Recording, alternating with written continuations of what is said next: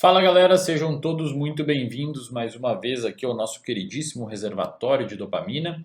Hoje a gente vai falar sobre um tema que na realidade é um complemento a umas aulas que a gente já teve aqui, como por exemplo jejum de dopamina, limiar de percepção de esforço e algumas outras aulas que a gente teve aí, qual é o seu suco. São umas aulas que essa aula aqui vai fechar um complemento às outras aulas, perfeito? Bom, primeiro ponto. Hoje a gente vai falar aqui sobre alguns temas e alguns conceitos da fisiologia que são importantes que vocês entendam. Você pode falar assim, pô Wesley, mas eu sou uma pessoa que não sou da área, eu sou uma advogada, eu sou um arquiteto, eu sou um engenheiro, eu sou, sei lá, um enfermeiro. Bom, a questão é, você precisa saber, né? Você precisa saber pelo menos minimamente algumas coisas para não dar problema no futuro. Porque caso você não descubra e você não saiba essas coisas agora, daqui a alguns anos pode ser tarde demais, porque você perpetuou alguns comportamentos automáticos e gerou um problemão na sua vida e pode ser tarde para voltar atrás. Um exemplo claro, a pessoa que sempre fala assim, eu não preciso saber nada de nutrição, eu não sou nutricionista. É óbvio que você precisa saber, cara. É óbvio que você precisa saber. Você não precisa saber ciclo de Krebs, sei lá, e geração de energia celular. Você não precisa saber prescrever uma dieta. Mas você tem que saber que comer açúcar demais causa resistência à insulina. Você tem que saber que comer colesterol demais pode trancar uma artéria e dar um puta problema. Porque senão, você perpetua esses comportamentos e você vai virar aquela pessoa que chega no endocrinologista e o cara fala assim, ó meu, você tem diabético. Você tem que parar de comer doce, porque senão vai dar um puta problema. Você tem que controlar a ingestão de carboidrato refinado. Aí você volta para casa e não consegue controlar. Por quê? Porque você sempre negligenciou isso e aquilo lá se transformou em um hábito tão forte que hoje você não consegue voltar atrás. Então você precisa saber alguns conceitos sim para não ficar perdido na vida. Tá? E hoje a gente vai falar sobre dois conceitos importantes dentro da fisiologia. Bom, antes de mais nada, por muito tempo sempre houve um debate entre o que regula o nosso comportamento, se o nosso comportamento ele é produto da nossa carga genética ou se o nosso comportamento ele é produto da nossa interação com o meio. Muitos geneticistas afirmam, ou afirmavam, né, hoje já não tem tanto, mas afirmavam que não, nosso comportamento ele é regido pela genética. E outros, inclusive filósofos, falavam, não, nosso comportamento é regido pelo meio. Inclusive o John Locke ele falava que nós somos uma tábula rasa. O nenenzinho ele nasce como se fosse uma folha em branco e a gente desenha, né, o destino, as experiências vão desenhando nessa folha em branco. Hoje, através dos estudos em geral e do avanço da ciência, a gente sabe que existe uma interação gene-ambiente. O que significa isso? O ambiente consegue modular até certo ponto a expressão gênica, tá? Silenciando, etc., alguns genes, ou aumentando a expressão deles. Um exemplo, se você pega uma mãe que teve uma gravidez muito estressante, né, o filho pode nascer com uma predisposição aumentada a responder ao estresse ou uma predisposição diminuída a responder ao estresse. Então, uma mãe que se estressou, teve um trauma, sei lá, alguma coisa, algum estresse importante na gravidez, vai modular o comportamento do filho. Ou seja, o seu comportamento hoje, se você é uma pessoa mais esquentadinha ou se você é uma pessoa mais calma, esse comportamento começou a ser modulado antes de você nascer, cara. Antes de você nascer. Por vias epigenéticas. Então perceba que o seu comportamento hoje pouco está no seu controle na realidade. Se você é uma pessoa esquentada, se você é uma pessoa que tem um limiar de explodir mais baixo, você explode com qualquer coisa, cara, isso é resultado de toda a sua história até hoje e resultado inclusive da história dos seus pais e talvez dos seus avós e dos seus antepassados. É legal, né, quando a gente olha por esse viés. Bom, então esse é o primeiro ponto de vocês entender que o nosso comportamento ele é altamente modulado pelo meio, tá? E uma das coisas que mais modula o nosso comportamento é o estresse. Então hoje a gente vai falar sobre dois conceitos importantes na área do estresse que eu preciso que vocês entendam, tá bom? O primeiro conceito que a gente vai conversar hoje é o conceito de homeostase. Homeostase é uma coisa muito mal entendida e que provavelmente alguns de vocês aprenderam errado. Quem aí aprendeu que homeostase é equilíbrio? Muitas pessoas já ouviram falar que homeostase é equilíbrio, né? Na realidade, pessoal, homeostase não é equilíbrio. Homeostase é muito comum esse equívoco, mas homeostase, a melhor definição de homeostase de todas é manutenção dos parâmetros vitais relativamente constantes. Manutenção dos parâmetros vitais relativamente constantes. Isso é homeostase. O que significa isso? Significa que para que você mantenha os seus parâmetros vitais relativamente constantes, você tem aí sim você chega numa constância de variáveis. Só que essa constância de variáveis é um desequilíbrio. Vocês entenderam? Essa estabilidade, ela pausa num desequilíbrio. Vou dar um exemplo para vocês. Dentro do seu corpo existe uma diferença de pressão com a pressão atmosférica, com a pressão fora do seu corpo. Então aqui no ambiente tem uma pressão diferente do que está dentro do meu corpo. Ou seja, está em desequilíbrio.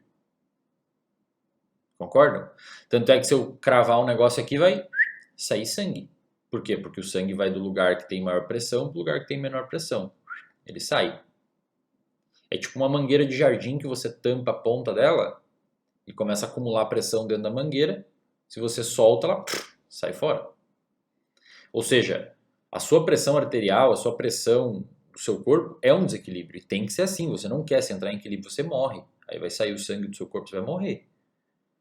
Um outro exemplo, a temperatura. A sua temperatura oscila, a temperatura do seu corpo, em mais ou menos 37 graus. Digamos que onde você, aqui em Floripa agora está 15 graus. Perdão, 20 graus. A minha temperatura tem 37. Eu não quero que entre em equilíbrio com o ambiente, porque se entrar em equilíbrio com o ambiente eu vou morrer de hipotermia. E a gente tem mecanismos homeostáticos que garantem esse equilíbrio dessa temperatura sempre em 37 graus. Por exemplo, se o ambiente fica muito quente, o meu corpo vai começar a suar. Vai mandar sinal para produzir suor, porque o suor molha a pele, o vento pega, fica fresquinho e reduz a temperatura. Esse é um mecanismo homeostático.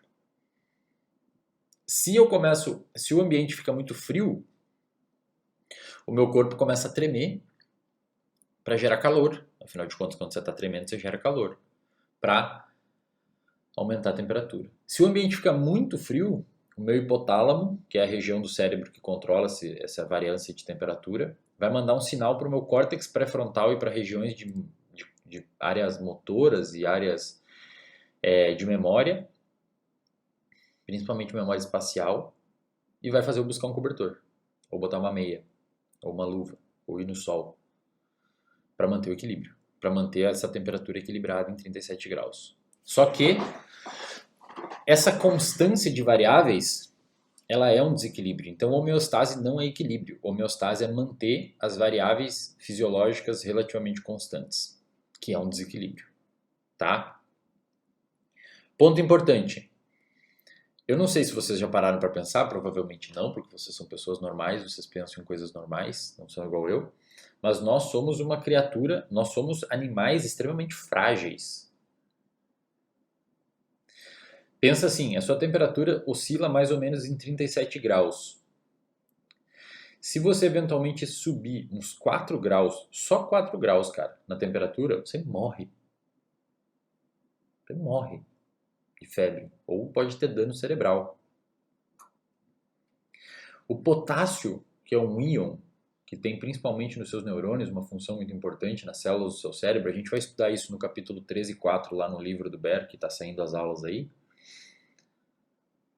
A concentração de potássio é muito fina dentro do seu neurônio para manter a sinalização elétrica nas células. E qualquer mudança nessa concentração de potássio pode ser fatal e gerar um ataque cardíaco em você.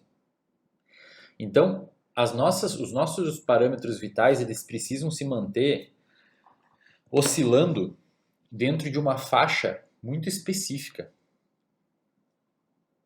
Então você tem uma faixa bem específica que os seus parâmetros vitais podem oscilar. A temperatura não pode subir muito nem cair demais. O potássio não pode subir muito nem cair demais. A insulina não pode subir muito nem cair demais. A pressão arterial, ela não pode subir muito nem cair demais. Tá? Isso é homeostase. E aí tem um outro termo chamado de alostase. Alostase. Se você procurar no Google a diferença de alostase e homeostase, você vai ficar muito confuso, porque é confuso mesmo entender isso. Mas a alostase, ela é a capacidade que o nosso organismo tem de manter a homeostase. Então imagina que seus parâmetros fisiológicos ficam oscilando aqui dentro e eventualmente sobe, eventualmente orbita fora do que é saudável, do que é homeostático. E aí quando está orbitando aqui fora, existe a alostase, que é uma série de mecanismos que o seu organismo dispara para fazer com que aquilo volte para dentro da homeostase. Então a alostase protege a homeostase, quase como se fosse uma capa. Tá? O que isso significa? Significa que, cara, a sua temperatura não pode subir muito, mas se eventualmente ela subir demais ou cair demais, vai ter uma série de mecanismos ali que vão ser disparados no seu corpo para tentar manter você vivo, até voltar à homeostase. Claro que existe eventualmente um aumento da alostase tão grande que pode começar a dar problema nesse organismo. Como, por exemplo, no caso da temperatura, pode gerar dano cerebral. Se você tem uma febre muito forte por muito tempo, você pode ter dano cerebral. Tá? Agora, olha que interessante. Esse termo, alostase, ele pode ser emprestado não só para esses parâmetros vitais, por exemplo, temperatura, potássio, insulina, batimento cardíaco, respiração, cara, isso são parâmetros vitais. Se dá uma merda em algum desses parâmetros, você morre, tá? Então tem que ser sempre dentro, bonitinho ali, funcionando certinho, tá bom?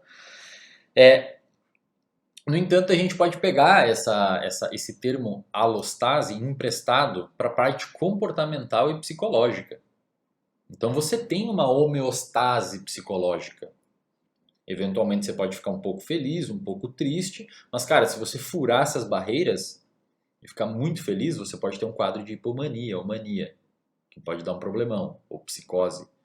Agora, ou hiperagitação, que faz você fazer um monte de merda.